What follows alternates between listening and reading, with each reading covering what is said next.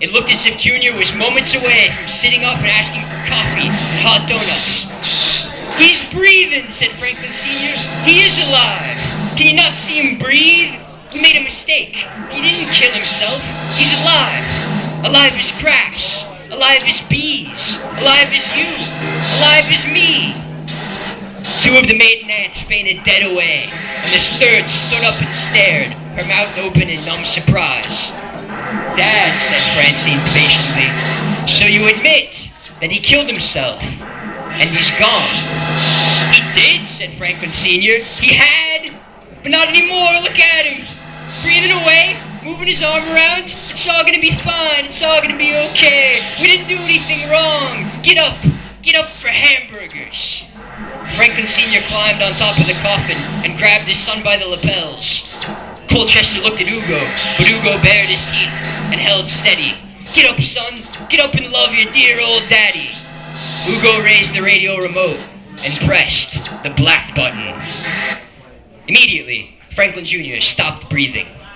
His arm stopped twitching, and there was a loud snapping noise. Ugo had relieved himself inside a plastic bag and had placed it inside Franklin Jr.'s hollow chest.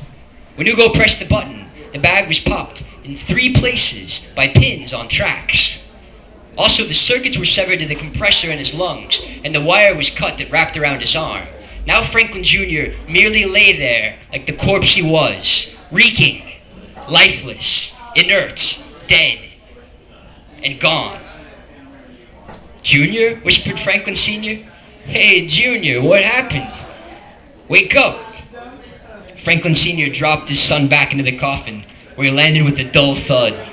Franklin Sr. slid back to the floor, his hand over his nose and mouth. "What have you done?" said Colchester, with a false note from the organ. "He won't be able to take it." "Shut up and keep playing,"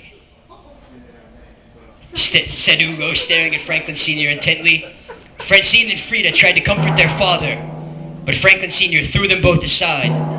"He's dead!" shrieked Franklin Sr. "He's dead! Can't you smell him? He's dead forever, and it's all my fault." Franklin Sr. stood beside the casket with his fist curled at his side. His hands gripped the air like he was going to take a swing. Then he fell against the side of the casket and began to sob. His sobs were genuine. His sobs were, to Ugo's carefully trained ear, the sobs of a healthy man who would live. Francine turned around and gave Ugo a thumbs up. Frida hugged her sister and wiped away the tears that were streaming from her own eyes. $10,000 is not enough to keep me quiet about this," said Colchester. "Then why not let me work here instead?" said Ugo. "They'd catch us," said Colchester. "They'd catch us eventually, and then I'd lose my license too." "But until then, think of the funerals," said Ugo. "The beautiful things we do." "Yeah," said Colchester, turning the page on his sheet music. "It's something to consider." Ugo smiled under his low hat as he watched the old man weep. Death was in the air, but it was being done right for once. Thank you.